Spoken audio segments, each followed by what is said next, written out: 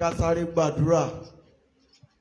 Àwọn ẹ̀yin mama ẹ jókòó òsibí tẹ́ ẹ jókòó tẹ́ ẹ gbàdúrà. Bẹ́ẹ̀ fẹ́ jókòó àdúrà yẹn á gbà. Béèyàn dọ̀bálẹ̀ àdúrà á gbà. Ibikíbi tó ń ké èèyàn wà Ọlọ́run wà ń bẹ̀.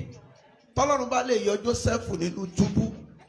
Tọ́lọ́run bá lè gbọ́ àdúrà Pọ́ọ̀lù àti Sílà nínú túbú. Tọ́lọ́run bá lè gbọ́ àdúrà Ọbásanjọ́ nínú túbú. Tọ́lọ́run bá lè gbọ́ àdúrà àwọn ènìyàn mímọ́ rẹ̀ ní ibikíbi tí wọ́n wà lórí òkè ní pẹ̀tẹ́lẹ̀ níbi gíga kò síbi téèyàn wà tọ́lọ́run ò sí ń bẹ̀. Ògo ni fún Kristi lókè ọ̀run. Ẹ jẹ́ ká gbàdúrà ká bá Ọlọ́run sọ pé Olúwa mo ti tún wọnú ọdún yìí. Àdúrà ò gbọ́dọ̀ pọ̀ jù. Olúwa ọdún yìí jẹ́ kó jẹ́ ọdún ìtura fún mi. Jẹ́ kó jẹ́ ọdún ìṣelógo fún mi. Jẹ́ kó jẹ́ ọdún àyìnlógo fún mi. Níbikíbi tí n bá wà lọ́dún yìí Olúwa má gbàgbé mi Olúwa ojú rẹ jẹ́ kó mọ́lẹ̀ sí mi lára ó yá gbàdúrà. Lọ́dún yìí ojú rẹ jẹ́ kó mọ́lẹ̀ sí mi lára. Mo ti bẹ̀rẹ̀ ọdún yìí jẹ́ fi ìtura lu ọdún náà. Má jẹ́ fi ìnira lu ọdún yìí. Olóore ọ̀fẹ́ níbikíbi tí mo bá wà Olúwa pẹ̀lú mi níbẹ̀. Jésù Olúwa wa. Gbogbo wa ẹ jẹ́ ká ṣe àmì ńlá. Jésù Olúwa wa. Jésù Olúwa wa. Àdúrà ṣe pàtàkì lọ́dún yìí. Lẹ́yìn tí a ti wọ kí ni déètì òní 9 n tó ṣẹlẹ̀ ó ti pọ̀ ẹ ní nípinnu bí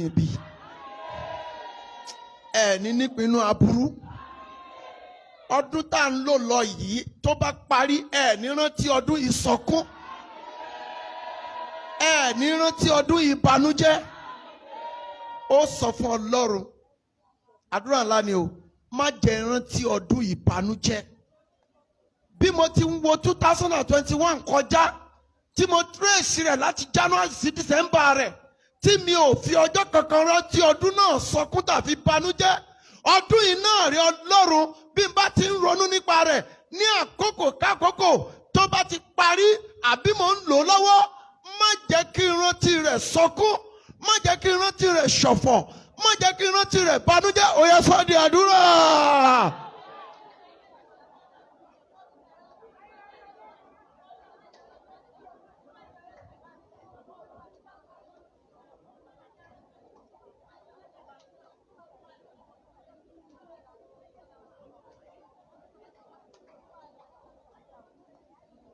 Jésù Olúwa wa. Tí a bá ń rán yín létí rẹ̀, tí a bá ń fi àwọn nǹkan hàn, kì í ṣe pé a fi ń gbéraga, kì í ṣe pé bóyá pé a fi ń sọ àsọdùn tàbí kí ló tún ń sọ yìí. Ohun tí mò ń sọ ń bẹ̀ ni pé ká lè mọ oore Ọlọ́run. Tẹ́ ẹ̀ bá mọ oore Ọlọ́run ẹ̀ ní wá lónìí láti wá jọ́sìn. Àwọn tó mọ Ọlọ́run ló gbéra ló wá jọ́sìn. Kò dẹ̀ ní já yín kulẹ̀. Kò ní já ọmọ yín kulẹ̀. Kò ní já ẹbí yín kulẹ̀. Kò ní já ara yín kulẹ̀. Ó ṣe pàtàkì ká fi iṣẹ́ rẹ̀ hàn yín ká lè gbé wa sí ọ̀dọ̀ rẹ̀ sí. Nìkan bí ìjẹrin àwọn tó fẹ́ ṣe kálífà lábẹ́kúta Ṣàngó sí Abẹ́kúta wá sóṣòdì róòdù yẹn ni wọ́n gbà tó ń lọ sábẹ́kúta. Mọ́tò yẹn dẹ̀ ní accident 17 èèyàn ló kú lẹ́sẹ̀kẹsẹ̀. Èyí tó ṣe mí láàánú bẹ̀ ni pé àwọn ọmọ kéékèèké wà lára àwọn tó kú. Adẹ̀wà náà deny. Àjẹ́ pé òpin àwọn kan ní àkókò ọjọ́ kìíní sí ọjọ́ kẹsàn-án. Àjẹ́ pé òpin àwọn kan ni. Àwọn kan kú ní December 31st tí wọ́n fẹ́ wọ New Year. Àwọn kan kú.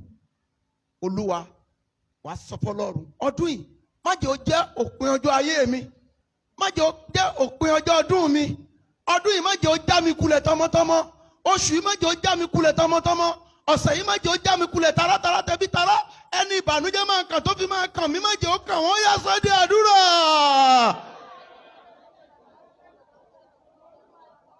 gbàdúrà. Àdúrà ni ọ̀pá Kristẹni láti bá Ọlọ́run rìn.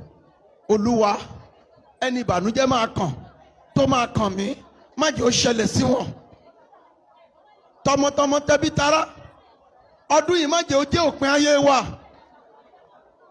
Má jẹ́ ìrántí ọdún yìí sọkún Olúwa. Gbà mí lágbà tán mo ti wá ọwọ́. Olúwa ṣe mí lógo. Jésù Olúwa wa. Jésù Olúwa wa.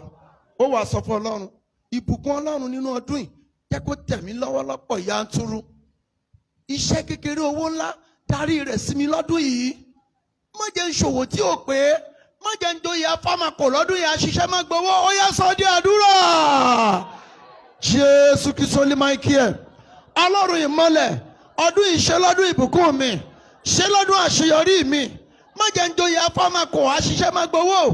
Iṣẹ́ kékeré owó ńlá darí rẹ̀ sí mi lọ́dún yìí. Jésù Olúwa wa.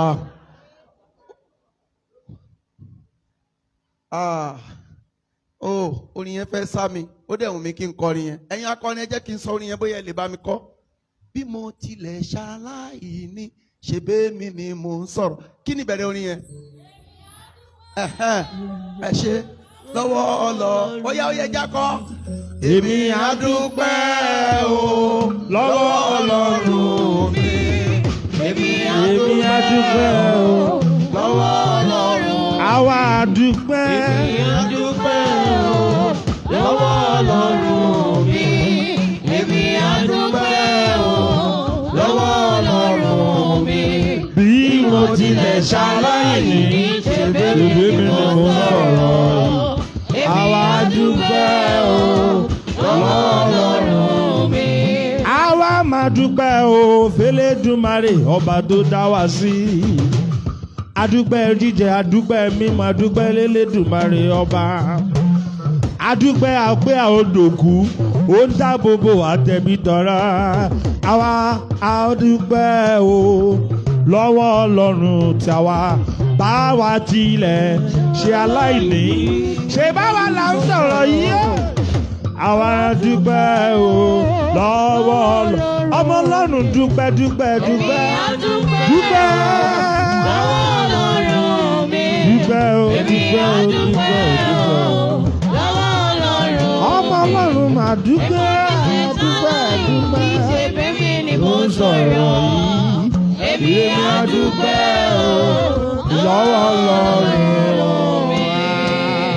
Ó yá kí hallelujah ńlá mẹ́ta tó mú ìbùkún, tó mú ìṣẹ́gun, tó mú àṣeyọrí wá lọ́dún yìí. Ó yá jẹ́ pariwo sí Ọlọ́run bí ìbùkún ṣe pọ̀ tó. Ó yá hallelujah, hallelujah, hallelujah. Ògo ni fọ́lọ́run lókè ọ̀run. Ẹ jẹ́ á fi ayọ̀ jókòó. Àwa ẹni ìbùkún Ọlọ́run. Ṣe ni a dúpẹ́ lọ́wọ́ Ọlọ́run láàárọ̀ yìí tó tún fún wa ní oore ọ̀fẹ́ rẹ̀ láti wà níwájú Ọlọ́run ní pípé. Ògo ni fún Ọlọ́run lókè ọ̀run. Àní gbà wá lákòókò. Sunday kejìlá wa yìí nínú ọdún 2022, 54 weeks kan ló wà ń bẹ̀.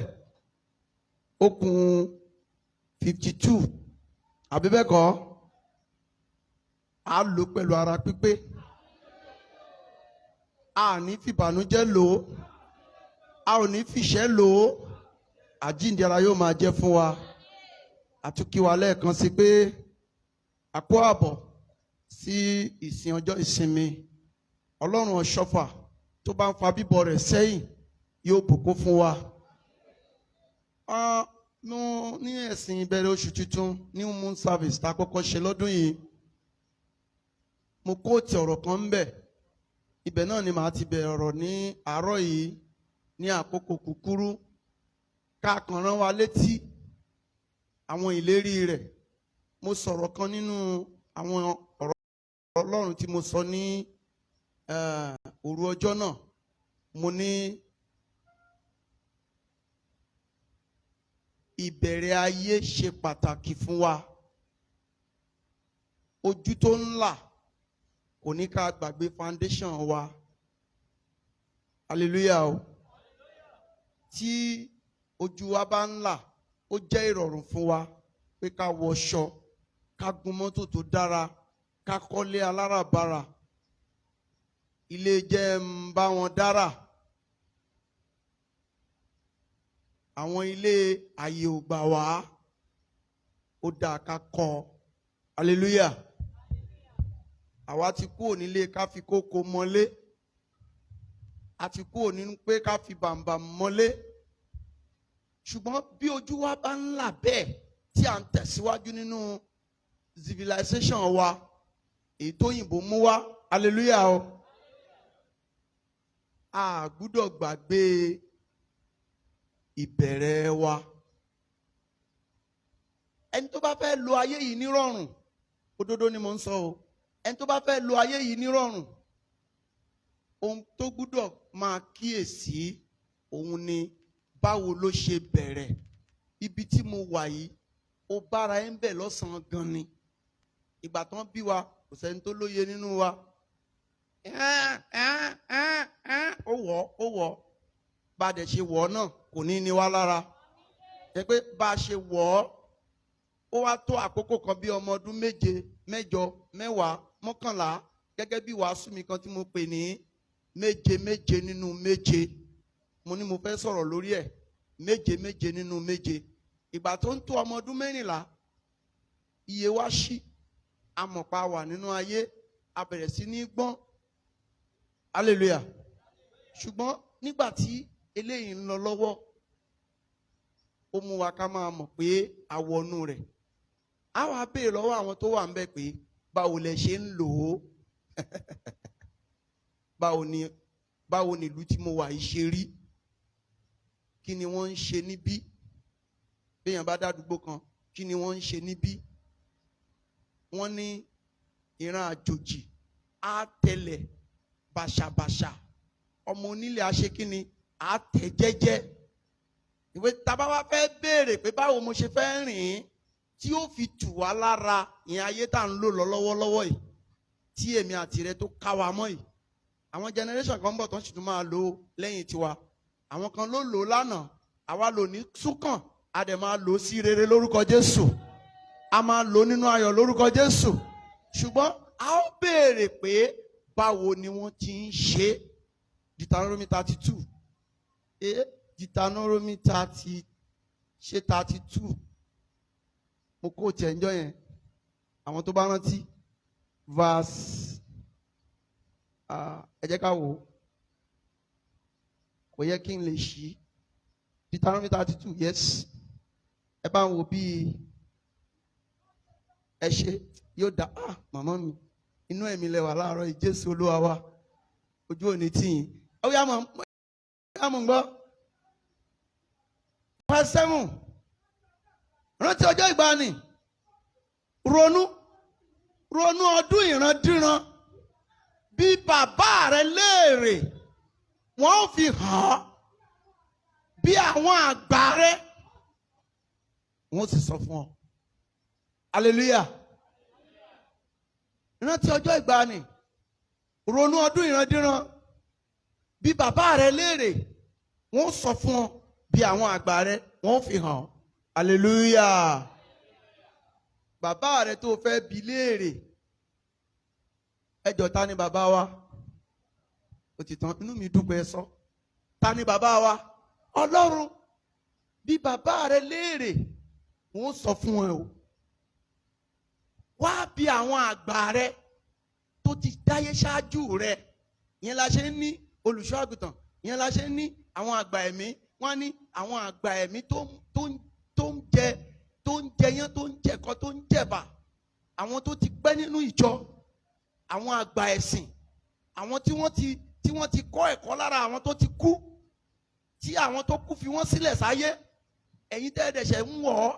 Ẹ máa wá béèrè lọ́wọ́ wọn pé kí ni ìlànà? Ọ̀pọ̀ àwọn gbogbo iṣẹ́ kọ́ la lè ṣe ní pẹpẹ mẹ́rin. Hallelujah o. Gbogbo iṣẹ́ kọ́ la lè ṣe. Oníbodè wà lẹ́nu ọ̀nà mẹ́rin. Àwọn àgbà, àwọn màmá wa ló wà ń bì. Àwọn bàbá wa ló wà ń pẹpẹ. Hallelujah o. Tẹ́mi bá wà ní pẹpẹ mẹ́rin. gbogbo nǹkan kọ́ lójú mi rí àbí bẹ́ẹ̀ kọ́ iṣẹ́ tí ò ṣe é dá ṣe oníbodè á ní ẹ má gbàbí jáde ẹ gbàbẹ̀ yẹn à ń ṣẹ̀sìn lọ́wọ́ má pariwo má ṣe gbá má ṣàwo tí wọ́n bá rí nǹkan míì má sọ nǹkan tó ń sọ níbẹ̀ ni pé a ní láti máa tẹ̀lé àwọn ìlànà ìbẹ̀rẹ̀ ayé wa ìpìlẹ̀ ayé wa báwo ló ṣe rí mo fẹ́ ní ìbùkún bíi Abraham mo fẹ́ kí Ọlọ́run gbà mí bó ti gba Daniel mo fẹ́ kí Ọlọ́run tẹ́wọ́ gbà mí kó ṣẹ́gun ìdílé bàbá mi bó ṣe ṣẹ́gun Jósẹ́fù kí ni Jósẹ́fù ṣe tó fi rí ìṣẹ́gun hallelujah wà wá lọ sínú bíbélì wà wá ka ìtàn Jósẹ́fù wà á worú ọmọ tí even tó bá tún mọ ohun tó lè kà ju bíbélì lọ kò sí nǹkan tó ju bíbélì lọ o nǹkan tí mò ń try láti sọ ni pé wà á lọ Google Jósẹ́fù in the Bible wọ́n á wá fún ẹ ní story Jósẹ́fù dáadáa Google máa gbé e wá gbogbo ibi tí ìtàn Jósẹ́fù wà pátá nínú bíbélì wọ́n á sọ fún ẹ wà á wá jókòó wà á meditate lórí ẹ̀ ogun ìdílé wà fún mi tílé bàbá mi dẹni báwo ni Jósẹ́fù ṣe ṣẹ́gun kí ni nǹkan tá a ká mọ́ lọ́wọ́ irú ìwà wo ló wù tó fi di aṣẹ́gun hallelujah o ẹ rántí pé ronú ọdún ìgbàanì rántí ọdún ìrandíran bí bàbá rẹ léèrè wọn ó sọ fún ọ bí àwọn àgbà rẹ wọn ó fi hàn ayé tá à ń gbé ń sìn tá a bá gbé lórí pé ó simple kò tó yẹn ẹlòmíì kan máa wà lójú kan ni òun lè ṣe rí iṣẹ́ àtòṣì tó pọ̀ níta ṣùgbọ́n àwa ọmọ Ọlọ́run ẹni ìbùkún la máa jẹ́ lórúkọ Jésù ìdùnnú wa kò ní dìbànújẹ́ ọkàn wa balẹ̀ so báwo ni Daniel ṣe kojú ogun tiẹ̀ nígbà tó débì kan tó dédé wọnú àwọn ìṣòro kan lójijì wà lọ́kàn tán tó bá jọmọ́ ìtàn tiẹ̀ nínú bíbélì kí ni Daniel ṣe ohun tí Daniel ṣe wà o ìgbà 3 ni máa gbàdúrà lójúmọ́ wọ́n sì ní kó gbọ́dọ̀ gbàdúrà sí Ọlọ́run Ísírẹ́lì mọ́ àfi Ọlọ́run Nebukadnesari hallelujah ta ló pa ẹ́ lẹ́nu mọ́ pé kó má lè sìn Ọlọ́run ta ló ń pa ẹ́ lẹ́nu mọ́ tó ń fi ẹ́ ṣe yẹ̀yẹ́ pé bóyá ó ti tún lọ bàbá aládùúrà ìyá aládùúrà ti tún wọṣọ ó ti tún lọ à ń retí àbọ̀ ẹ̀ ó wà nínú ìdílé o tí ògo rẹ bá bú jáde nínú ìdílé rẹ gbogbo ìdílé rẹ ló máa di ṣẹlẹ̀ ṣùgbọ́n tí ìyà bá sì ń jẹ ọ̀tá wa hallelujah o àwọn ìyá ti jókòó tọ́ máa wá rí pé ó ṣàṣeyọrí tọ́ bá lè wà bá ẹ àwọn náà lọ join Celestial tẹ bá rí àwọn tó ti join Celestial nígbà tí mo ti wọ Celestial yìí ìgbà tá a bá pàdé mẹ́ẹ̀kọ́ máa ní àbúrò wọn náà ti wá ṣẹlẹ̀ tẹ́mẹ́dò wọn náà ti wá ṣẹlẹ̀ ìdẹ̀ preach ṣẹlẹ̀ fún wọn bọ̀ wọ́n ń rí nǹkan kan látara tèmi àwọn náà bí tó ń gbé lọ́hùn wọn ò kúkú lè sọ pé láwọn oníṣògùn owó wọ́n mọ̀ pé ṣẹlẹ̀ ni mo ń lọ wọ́n dẹ̀ àwọn náà dẹ̀ padà lọ ṣẹlẹ̀ kò dẹ̀ sẹ́ni tó bá mi sọ̀rọ̀ nù wọn kò sẹ́ni tí mo preach fún nù wọn bógo rẹ ṣe máa buyọ nìyẹn bọ́nà rẹ ṣe máa là nìyẹn ẹ jẹ́ ká wá wo ohun tí mò ń sọ ìwé Kọ́ríńtì kìíní orí 10 ẹsẹ̀ 11 ẹ jẹ́ ká lọ síbi tí mò ń lọ gan-an kí tó lọ sínú ẹ̀kọ́ ìní simple ohun kékeré ni àdẹ̀ní pẹ́ 1 Corinthians chapter 10 verse 11 kí lọ́lọ́run sọ ń bẹ̀ ẹ jẹ́ ká wò ta ni mo fẹ́ wo àwòkọ́ṣe rẹ̀ nínú bíbélì nǹkan wọ̀nyí sì ṣẹlẹ̀ sí wọn bí àpẹẹrẹ fún àwa a kọ ìwé rẹ̀ fún ìkìlọ̀ àwa ẹni tí ìgbẹ̀yìn ayé dé bá kí ló ń jẹ́ civilization báyìí o kí ló ń jẹ́ ọ̀làjú báyìí o kí hallelujah ńlá o ọmọ Ọlọ́run kristẹni mùsùlùmí kò sí yàtọ̀ nù wa hallelujah kò sí yàtọ̀ nù wa nítorí pé ayé ò tí ì bàjẹ́ títí kó bàdé dénú ìjọ ayé ò tí ì bàjẹ́ títí kó bàdé dénú mosque báyé bá dojúrú báyé bá bàjẹ́ ilé Ọlọ́run là á ti tún tò ilé Ọlọ́run láyé ẹ̀dá ti yí padà tí fi kọjá sí ọ̀dọ̀ Ọlọ́run hallelujah o kò tí ì bàjẹ́.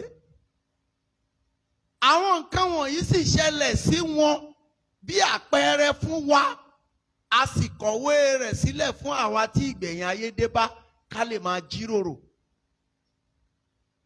Ẹ sà, mo gbọ́ pé Sọ́ọ̀lù yí padà di Paul. Ìgbà tó ń jẹ́ Sọ́ọ̀lù, kí ló ṣẹlẹ̀ sí? Àwọn àgbà sọ pé nǹkan báyìí ló ṣẹlẹ̀ sí o, ìwà báyìí ló ń wù. Tó náà bá wò pé ṣé wà tí Sọ́ọ̀lù ń wù rèé? Báwo ló ṣe tún wá yí padà tó di Paul? Ìgbà tó di Paul tán, nǹkan báyìí ló bẹ̀rẹ̀ sí ṣe o. Hallelujah o. Ẹ má jẹ́ ń tàn yín, gbogbo wa bá yẹ jókòó níbí ìwà ẹ̀ láàárọ̀ yìí. A ní àwọn olóríire tá a jọ nínú Bíbélì. Torí olórí burúkú tó wà nínú Bíbélì kì í sin lọ́hùn. Àwọn ni Bíbélì dẹ̀ gbé gégùn bí. Hallelujah o. Àwọn ni Bíbélì ń bá sọ̀rọ̀ ń bí láàárọ̀ yìí ní ẹ̀kọ́ tí wọ́n kà fún wa. Pé ká tún wo ẹ̀kọ́ wo la ó tún kọ́ lára àwọn ará kí lórúkọ ẹ̀, Arieli. Ẹ̀kọ́ wo la tó fẹ́ kọ́ lára wọn? Pé àwa tí gbẹ̀yìn ayé yìí dé bá, ká ṣọ́ṣe o, ká má lọ sínú ìrìn àjò táwọn ará Arieli lọ o. Hallelujah. Àwọn nǹkan tí Bíbélì ń sọ ọ̀rọ̀ òdodo ni, kò sì fẹ́ ká ṣègbé, kò fẹ́ ká sọnù. Hallelujah. Nítorí pé ọdún yìí Ọlọ́run ti pàṣẹ ìbùkún rẹ̀ lé wa lórí. Ọlọ́run ti pàṣẹ àánú rẹ̀ lé wa lórí. Ọlọ́run ti pàṣẹ ìbùkún rẹ̀ lé wa lórí. Yóò sì tẹ̀ wá lọ́wọ́ lórúkọ Jésù. Ìyẹn ni pé Bíbélì a kọ sílẹ̀ fún wa ká lè máa jíròrò lórí rẹ̀. Mo sọ ní Thursday yẹn pé old school táwọn ọmọ wa ń sọ ń sìn tí wọ́n ń gbẹ tán bá ní kinní kan old school yẹn làwọn èèyàn padà sí báyìí o. Àǹkárá àgbà yẹn táwọn bàbá àti màmá wa tí wọ́n máa ń wọ̀, ẹ wọ àǹkárá tí wọ́n ṣe ń sìn, àǹkárá nylon abẹ́kọ̀ọ́, ẹ tún lè lo àǹkárá nylon láàrin ọdún mẹ́wàá ń sìn tí ò ní gbó. Ṣùgbọ́n àǹkárá ayé ìgbà yẹn tẹ́ bá lò láàrin oṣù mẹ́fà tí ò bá ṣòrí jìnnà, èjìká báyìí ni ó ti kọ́kọ́ bẹ́ pẹ́, àbí bẹ́ẹ̀ kọ́? Ṣùgbọ́n nígbà tí ojú là, wọ́n mọ̀ pé àǹkárá wà láyé àtijọ́, wọ́n wá ṣe ìmíì tó jẹ́ pé àǹkárá náà ni but àǹkárá nylon. Hallelujah. Ọjọ́ tá a dẹ̀ ti ń gun mọ́tò àti ìrì orúkọ míì tí wọ́n fún mọ́tò, abẹ́kọ̀ kí ló wá ń jẹ́ old school là ń padà sí. Tí a bá padà sí ìpìlẹ̀ wa, ọ̀rọ̀ ẹ̀dá ò lè lójú, àfi ká padà sí pé ìjọ táwọn tíṣà dẹ̀ ti wà ní kíláàsì tán ti ń ro 1+1 wọn pọ̀. Èmi ò tí ì rí ọ̀làjú tó sọ fún wọn pé ńgbà tó làjú dé o, àwọn educational àbíkẹ́ ti ń pè sí system wa o, wọ́n ti ṣe ń jí 1+1 sí 3 o. Ẹ̀yin gbọ́ rí? Kò ní kó ń tù láéláé. Torí àwọn nǹkan kan wà bí ayé ń lọ tó ń yí padà, tó ń ṣe àwọn nǹkan kan wà tí ò ní yí padà. Àṣẹ àti ọ̀rọ̀ Ọlọ́run ni kò ní yí padà. Ìbùkún tó sì wà nínú rẹ̀, ayọ̀ tó wà nínú rẹ̀, ohun gbogbo tó dára tó wà nínú rẹ̀ yóò jẹ́ ìpín wa lórúkọ Jésù. Nítorí pé Ọlọ́run wa kì í sùn, kì í tòògbé, kì í yí padà.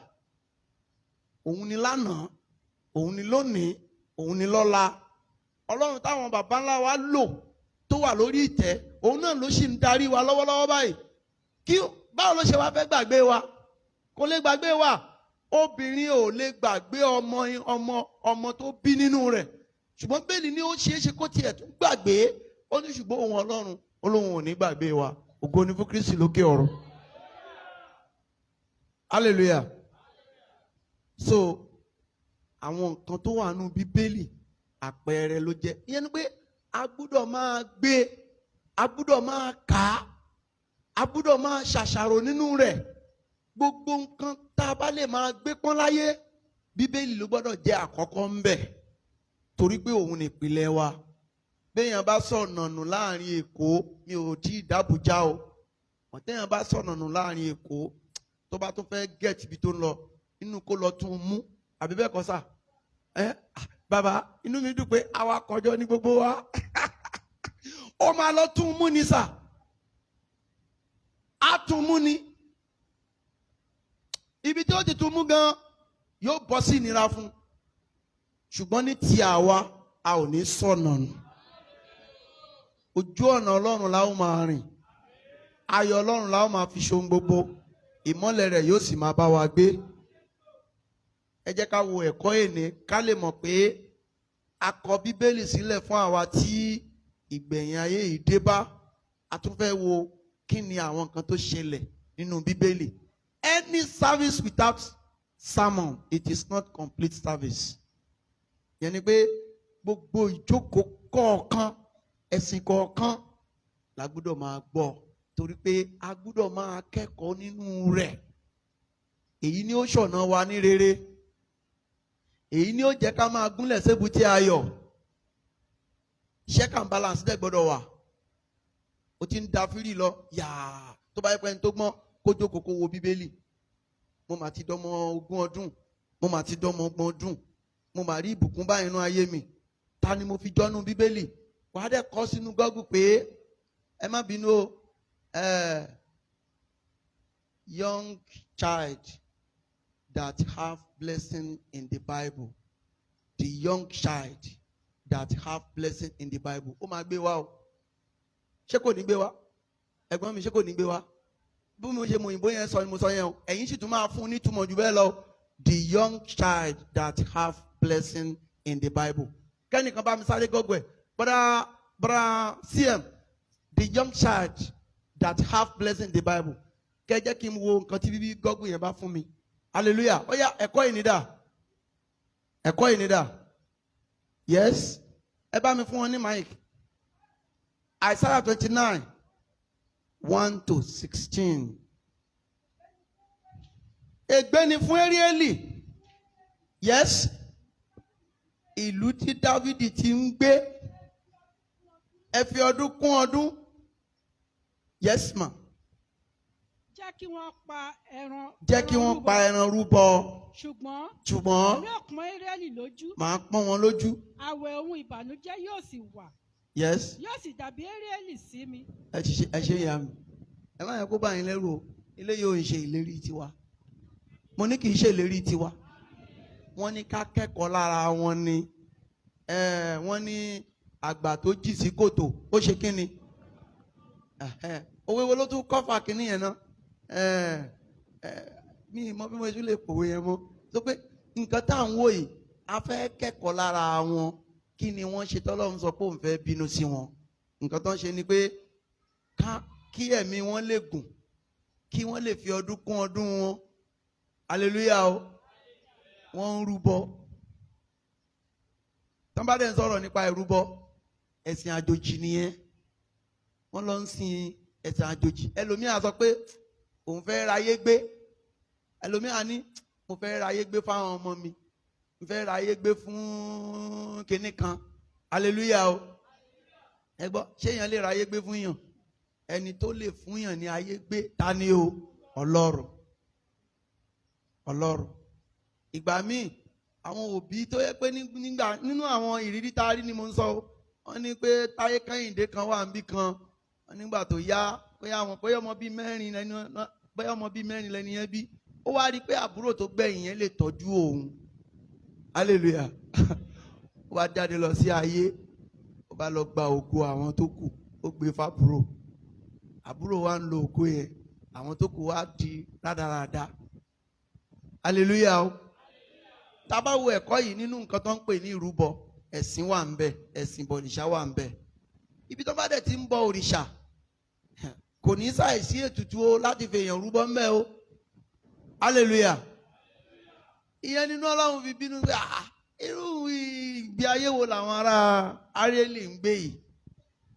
Ó ní òun máa bínú sí wọn. Ẹ̀kọ́ tá a fẹ́ kọ́ ń bẹ̀ ni pé lọ́dún yìí ẹ jẹ́ ká túbọ̀ sin Ọlọ́run. Ká má gba ohun tó lè mú ìkọ̀sẹ̀ wá.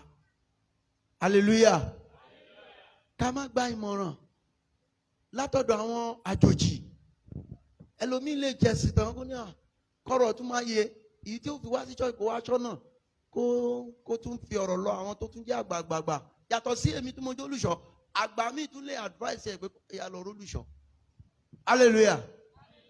Ẹlòmíì lè sọ pé ó mọ̀ ń ṣẹlẹ̀ join mi nínú àdúrà tàwẹ̀ ara wọn tó wà nínú ìlànà ẹ̀sìn yìí tó yẹ pé wọ́n lè kojú àwẹ̀ wọ́n lè tẹ̀ má sùn mọ́ anybody wọ́n á ní jẹ́ kájọ gba àwẹ̀ o gbọ́dọ̀ rí tiẹ̀ ṣe tí ẹ bá rí tẹ́lómi bá ń dúpẹ́ lọ́wọ́ tó bá sọ pé àwọn ìyá òun nìyẹn àwọn bàbá òun nìyẹn nígbà tí ìṣòro dé àwọn náà dúró tì wọ́n olùṣọ́ yẹn lè jẹ́ stranger kó má mọ nǹkan tó ń sọ á jẹ́ wípé yàtọ̀ sí pé olùṣọ́ ń wá olùṣọ́ ń lọ àwọn àgbà kan ti dúró gẹ́gẹ́ bí aṣojú Ọlọ́run ń bẹ ògo ni fọ́lọ́run lókè ọ̀run gbogbo ẹ̀yin àgbààgbà ọ̀run á máa tì yín lẹ́yìn ẹ̀mí mímọ́ ọ̀run kò ní fi yín sílẹ̀ ìyẹn ni pé kì í déédéé ṣẹlẹ̀ pé kéèyàn gbégbá ọpẹ́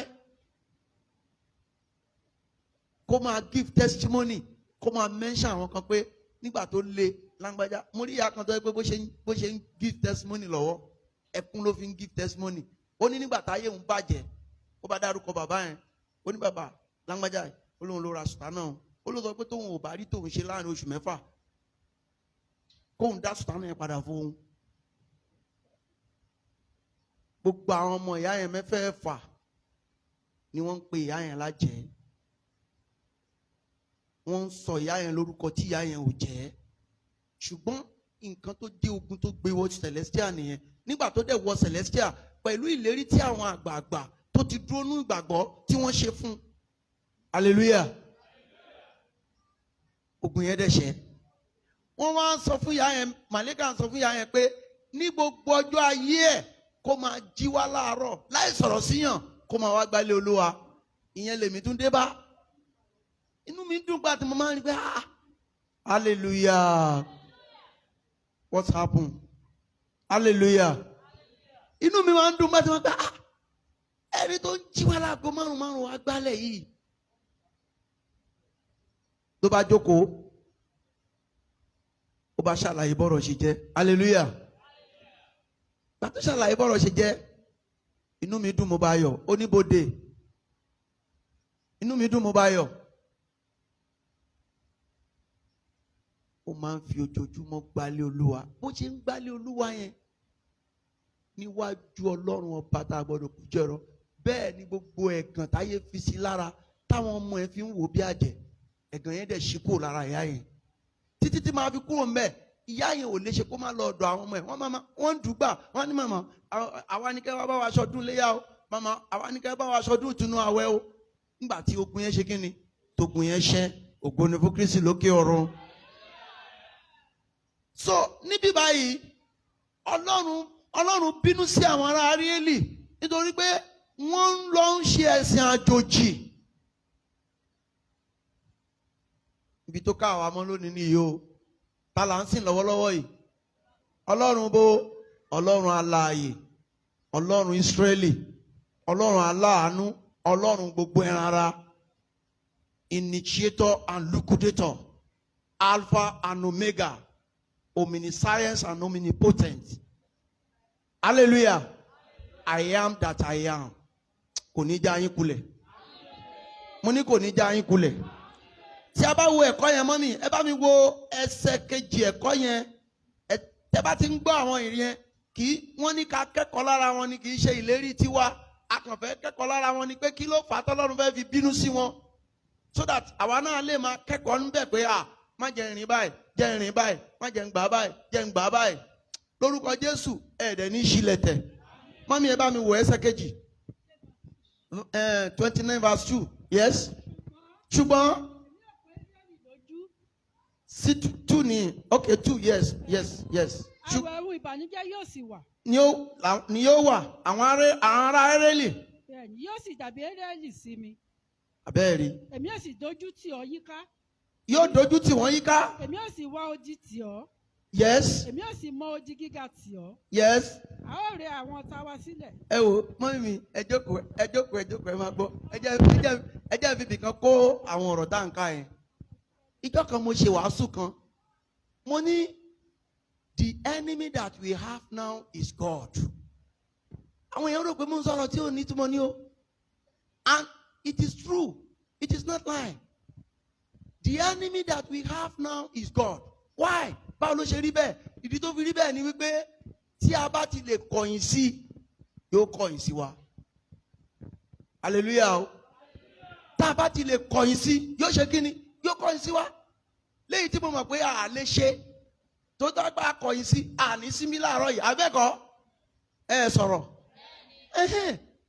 Bí ẹnikẹ́ni bá kọ̀yìn sí Ọlọ́run, Ọlọ́run fúnra ara rẹ̀, tẹ́ bá wo ohun tó ń ṣẹlẹ̀ ń bí, Sátánì kan ló ń sọ̀rọ̀ mí o. Ẹ jọ ṣé Sátánì ló ń sọ̀rọ̀ mí? Taná ló ń sọ̀rọ̀? Ọlọ́run ni. Ńgbà tó ń sọ̀rọ̀ nínú ìwé Isaiah 54:16, ó ní mo dá alágbẹ̀dẹ tó ń fi iṣẹ́ àgbẹ̀dẹ rẹ̀ fẹ́ iná ẹ̀yìn tó fi ń rọ ohun tó wù ú. Alágbẹ̀dẹ rọ mọ́tò, alágbẹ̀dẹ rọ fáànù, alágbẹ̀dẹ rọ irin. Ó ní èmi ló dá alágbẹ̀dẹ tó ń fi iṣẹ́ ọnà rẹ̀ rọ ohun tó wù ú. Hallelujah. Isaiah 54:16 English version. Ó ní èmi ni mo dá apanirun láti ṣe kíni? Láti panirun. Yes. See, it is I who created the blacksmith. Yes. Who fans the coal into flame. Yes. And forges a weapon fit for its work. Yes. And it is I who have created the destroyer to wreak havoc. Hallelujah. Èmi ni mo dá apanirun láti panirun. Ẹni tó ń sọ̀rọ̀ nínú Isaiah 29 yìí, Ọlọ́run ló ń sọ̀rọ̀ bẹ́ẹ̀ kì í ṣe Sátánì o. Sátánì ò ní nǹkan burúkú kan tó lè fi dán ẹnikẹ́ni wò. Ṣùgbọ́n èké bàbá èké ni. Tó bá ti lè tàyàn, tó tàyàn kúrò níwájú Ọlọ́run tó lọ tọwọ́ èèyàn bọ̀ṣẹ̀ báyìí, ìyà ló kàn. Ta ni ó dẹ̀ mú yà yẹn wá? Òfin tá a ré yẹn ni. Òfin Nàìjíríà sọ pé ẹni bá ti pààyàn, pípa la ó ṣe kíni? Kẹ́nìkan wá tàyàn títí. Ọlọ́run má jẹ́ ká rí ẹ̀ ní rí dààmú, ayé ò ní rí yín mú o.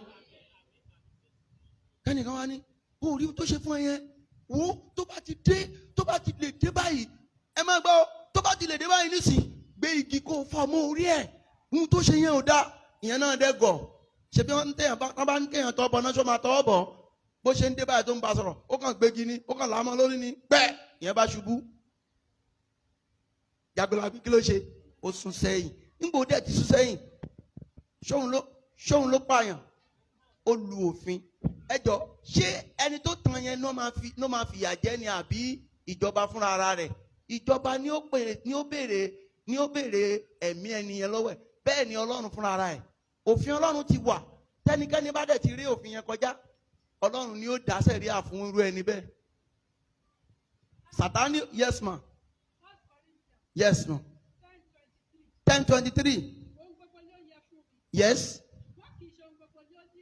Kì í ṣe gbogbo ló ní èrè. Ohun gbogbo ló yẹ fún mi. Ṣùgbọ́n kì í ṣe gbogbo ló ń gbé ni ró. Hallelujah. Nǹkan kan wà tí mo dẹ̀ fẹ́ dọ́gbọ́n sọ, ṣùgbọ́n màá fọgbọ́n sọ. Hallelujah. Mo kọ ọ̀rọ̀ kan jáde pé Jeremiah 5:26. Ó ní láàrin àwọn ènìyàn mi láti rí àwọn ènìyàn ìkà. Ó ní wọ́n pa bí ibùba ẹyẹ tí wọ́n tẹ okùn téèyàn máa ń dẹ láti fi mú ènìyàn. Ó ní wọ́n á dẹ okùn. Ó ní wọ́n á mú ènìyàn. Ó ní tó bá mú ènìyàn. Ó ní torí náà ilé wọn kún fún ọ̀pọ̀ ẹyẹ tí wọ́n ti fi okùn mú. Ó ní torí ẹ̀ ni wọ́n ṣe dín ńlá tí wọ́n di ọlọ́rọ̀. Hallelujah. Nínú àwọn ọ̀rọ̀ yẹn ni mo sọ pé ọ̀pọ̀ tá a máa ń wò láwùjọ, ẹ̀yin tẹ́ wà nínú Kristi, ògo ayọ̀ wa kò ní dìbànújẹ́. Àwọn tá à ń wò láwùjọ nínú ayé, ọ̀pọ̀ wọn lọ̀tá wa. So nítorí pé ìdí tán fi jọ́ta wa ni pé wọ́n ń wá ọ̀nà láti di ọlọ́rọ̀ lójijì. Irú àṣírí tó tún sìn a ti ń bá bọ̀ láti bíi November, October. Hallelujah. Béèyàn bá lọ sí Èkìtì, béèyàn lọ sí Èkó ní Lagos Island, ṣé o fẹ́ sọ̀rùnjọ́ méjì ní kí náà ti ń pè é Àjà tí mi ò dẹ̀ máa já, tí mo dẹ̀ fẹ́ sọ̀rùnjọ́ méjì bóyá mo fẹ́ lọ ṣiṣẹ́ kan bẹ̀, ẹ jọ̀ọ́ níbo la máa sùn? Hotel. Bẹ́ẹ̀ fẹ́ lọ sí Èkìtì, hotel. Bẹ́ẹ̀ fẹ́ lọ sí anywhere in the world, sáré sọ pé a fẹ́ sáré rẹ́ǹtì ilé oṣù mẹ́ta ń bẹ̀, hotel ló máa fẹ́ sùn mọ́jú. Hallelujah. Ìjọ yẹ kí ìrìn àjò ènìyàn pín síbẹ̀? Ṣé ó yẹ kó pín síbẹ̀?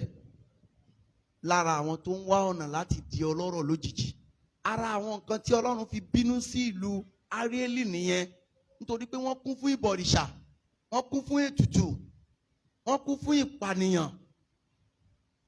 Ẹni tí èèyàn ń wò láwùjọ bí chief ìfà ó tún dépò ńlá, ànímọ̀ wípé ọ̀tá wa ni. Àṣírí dẹ̀ ti tú báyìí o. Gbogbo àwọn èèyàn ń ṣe nàláì, kò lè rí bẹ́ẹ̀, wọ́n sẹ́ẹ̀tì ni, wọ́n ṣe gbá ni, àwọn kan ló. Nígbà tó díjẹta àṣírí tú o. Hallelujah o. Àṣírí tú. Ọ̀rọ̀ tó ṣojú ìlú tí ò farasin ni. Àṣírí tú. Kò sí àyẹ̀wò tó hàn ṣe tán, ṣùgbọ́n CCTV yẹn ó ṣàlàyé ohun tó ṣẹlẹ̀ gan-an ní ẹjọ́ bá pín. Ohun tó kù ní sí ni pé ká máa retí ìdájọ́ ilé ẹjọ́. Ọlọ́run á kó wa yọ o. Bíbélì sọ pé láàrin àwọn ènìyàn mi láti rí àwọn ènìyàn ìkà. Ìyẹn ni pé inú ayé tẹ́ ń gbé, inú ayé tá a jọ ń gbé yìí, ibẹ̀ lóríṣiríṣi nǹkan wà. A pè inú ayé ní aginjù, igbó tí ò ṣeé mọ ohun tó wà ń bẹ̀. Àwọn kan wo ló wà láginjù? Ẹkùn, erin, àmọ̀tẹ́kùn, kìnìún. Nǹkan tó ń jẹ́ aginjù nìyẹn. Ìyẹn ni pé oṣó ń gbé ayé, àjẹ́ ń gbé ayé, emèrè ń gbé ayé, ìkà ń gbé ayé. Àwa èèyàn Ọlọ́run náà dẹ̀ ń gbé ayé. Ẹjọ́ ṣó dá ayé tiwa lọ́tọ̀ ni? Ọjà tí olówó ná, òun náà mà ní mẹ̀kúnnù náà, àbí bẹ́ẹ̀ kọ́? Olówó fẹ́ kọ́lé, tálíkà náà fẹ́ kọ́lé. Price kan náà máa ra ohun tó fẹ́ rà lọ́jà o. Àwọn dẹ̀ rówó rà á, ṣùgbọ́n tálákà máa ṣiṣẹ́ dààmú kó tó rí tiẹ̀. Ẹran kílò kan lọ́jà, tọ́kì kan wọ́n ń tà ní 100 naira, abẹ́kọ̀? Olówó tó páàkì Benz, òun náà ra tọ́kì 100 naira ní kílò kan. Tálákà náà tó mánéjà rẹ̀, òun náà débẹ̀, ó rà á ní iye kan náà. Ayé yóò yìn ní wa lára. Ẹni pé a ní láti gbàdúrà, torí ọjà tó lówó náà ni mẹ̀kúnnù náà. Bí ẹ̀kọ́ yẹn ṣe lọ nìyẹn, a ti kẹ́kọ̀ọ́ níbẹ̀. Mo sì nígbàgbọ́ pé Ọlọ́run tẹ́ ẹ wá láàárọ̀ ilẹ̀ ó máa sìn. Àìsàn ò ní ṣí yín nípò, ikú ò ní ṣí yín nípò, ìdààmú wàhálà kan ò ní ṣí yín nípò. Gbogbo ohun tí mú kéèyàn fi Ọlọ́run lẹ̀ kò ní dé bá wa o. Ẹ̀kọ́ kejì dà.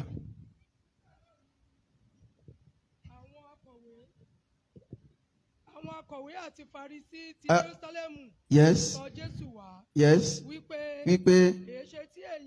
èéṣe tí àwọn ọmọ ẹ̀yìn rẹ̀ fi ń rú òfin àtọwọ́dọ́wọ́ àwọn alàgbà, nítorí tí wọn kì í wẹ ọwọ́ wọn nígbà tí wọ́n bá ń jẹun.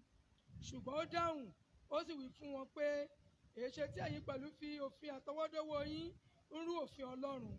Nítorí Ọlọ́run ṣòfin wípé bọ̀wọ̀ fún bàbá òun ìyá rẹ̀, àti ẹni tí ó bá ń sọ̀rọ̀ bàbá àti ìyá rẹ̀ ní búburú, ẹ jẹ́ kó kú ikú rẹ̀.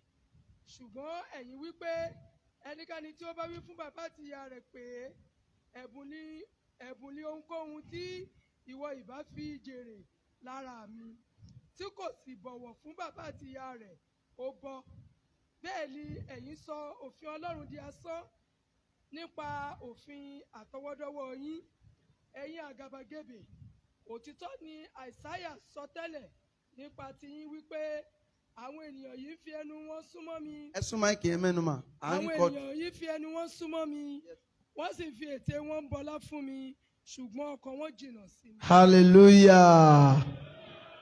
Inú wa máa dùn, ayọ̀ wa máa kún. Òfin àtọwọ́dọ́wọ́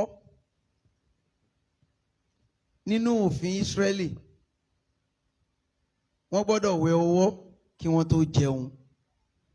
Ṣùgbọ́n nígbà táwọn ọmọ ẹ̀yìn Jésù ń jẹun, wọn ò wẹ ọwọ́. Hallelujah. Ẹ wo àṣírí tó wà ń bẹ o. Mo fẹ́ kẹ́ kíyèsí, ẹ fọkàn sí bí o. Hallelujah. Ṣé àmọ̀ pé ohun tó dára ni kéèyàn wẹ ọwọ́ kó tó jẹun ni? Ẹ gẹ́tì mi. Wọ́n ń wẹ ọwọ́ pé ọwọ́ àwọn gbọ́dọ̀ mọ́ káwọn tó jẹun. Òfin Ísírẹ́lì nìyẹn, because gbogbo ìdọ̀tí nǹkan tó ti kó sínú ara, kò sẹ́ni tó mọ̀ pé ó yẹ ká mọ̀ pé ọwọ́ yìí gbọ́dọ̀ mọ́ ká lè fi jẹun, kárùn má bàa wọlé. Abẹ́kọ̀ tábà wá rẹ́ nìkan nínú wa ń sìn tó kàn fẹ́ jẹun tí ò sanwó ìwọ gbọ́n ní owó ó máa dùn ẹ́ bó ṣe dùn ẹ́ yẹn ọwọ́ tó mọ́ tó fẹ́ fi jẹun yẹn ntọ́lọ́run sọ ni pé Jésù ń dán wọn wò jẹun fún yín ní àpẹẹrẹ tó máa clear dáadáa ẹ wo àwọn ọmọ tó sùn bẹ́ẹ̀ yẹn bí wọ́n ṣe wà ẹ wo chọ́ọ̀chì wa alẹ̀ ní mọ́pù abẹ́kọ̀ ẹ̀ dáhùn akùn ní white ẹni bá rí ń ta ó máa dàbí chip tó gbélé lórí ara wọn pẹpẹ wa mọ́ àwa gan fẹ́ kó olùṣọ́ àgùntàn máa tún pẹpẹ yẹn ṣe kó mọ́ àwa gan fẹ́ kí pẹpẹ yẹn kó neat a fẹ́ ṣèkórè àti beautify ẹ̀ àti ṣe everything in fact láàárọ̀ yìí àwọn èèyàn ti gbá gbogbo àyíká ẹlòmíì bí ni pé ilé bàbá mi ò gbọ́dọ̀ dọ̀tí o hallelujah n tá à ń ṣe yẹn ó yẹ ká padà sínú ẹ̀mí láti ṣírò rẹ̀ pé tá a bá fi lè mú ilé Olúwa mọ́ tó bẹ́ẹ̀ tá à ń tọ́jú ẹ̀ tá a beautify ẹ̀ tá a lẹ máàpù mọ́ ìmí alẹ́ táìsì mọ́ ìmí àfọ gbogbo ẹ̀ àmọ́ àwọn kan tiẹ̀ wà àwọn èèyàn mi bíbá ẹ̀ wọ́n máa wọ́n Saturday wọ́n máa fọ glass wọ́n máa fọlẹ̀ wọ́n máa gbàgbọ́ pé àwọn ti ṣiṣẹ́ ilé bàbá àwọn àbẹ́kọ̀ọ́ ṣó dára bí ò dára ó wáá fẹ́ ká sọ̀kan wa náà di funfun bẹ́ẹ̀ àti wọ́n sọ nìyẹn ẹni tó wẹ ọwọ́ kó tó jẹun tán tó tún ń dẹ́ṣẹ̀ ọwọ́ tòde mọ́ abẹ́gbọ̀n ṣùgbọ́n ọwọ́ tẹ̀mí ó dọ̀tí ọwọ́ tí òde mọ́ ìgbà tó kú òun bẹ́ẹ̀ ó lọ pààyàn ọwọ́ yẹn ṣiṣẹ́ kí ni ó ti kú fẹ́ jẹ ó ń fọwọ́ kó tó jẹun ṣùgbọ́n ó ti fọwọ́ yẹn pààyàn tẹ́bá wo ẹ̀kọ́ ẹ̀ sálẹ̀ ó fẹ́ pé ó ní wọ́n ń bu ọlá fóun láti inú ọkàn ṣùgbọ́n ọkàn wọn jìnnà sóhun hallelujah ìhun bá fi mú ta tún ilé Olúwa wa ṣe kì í ṣe bí ilé Olúwa yìí nìkan àwọn míì ti gbé èsì sínú ṣọ́ọ̀ṣì báyìí o full air condition ó ti wà láwọn ṣọ́ọ̀ṣì kan lẹ́kọ̀ọ́ yìí tí à ń wò bí nǹkan ìyanu mi sọ pé kò bá lànà mú mi ìdẹ̀rẹ̀ èmi kọ́ ni aláṣẹ Celestial ṣùgbọ́n tí mò ń sọ ni pé tí a bá lè jẹ́ kí ìjọ Ọlọ́run kó rí bẹ́ẹ̀ ọkàn Ọlọ́run tí a ní kí ló dé tá a lè jẹ́ kó rí bẹ́ẹ̀ àti Ọlọ́run sọ nìyẹn. Tí a bá lè jọ́sìn nínú ibi mímọ́ yìí tí a bá lè gbàdúrà nínú ibi mímọ́ yìí tí a bá lè ké pe Ọlọ́run nínú ibi mímọ́ yìí ó fẹ́ kí ọkàn wa náà kó mọ́ bẹ́ẹ̀ tá a bá wò nínú ìwé Matthew.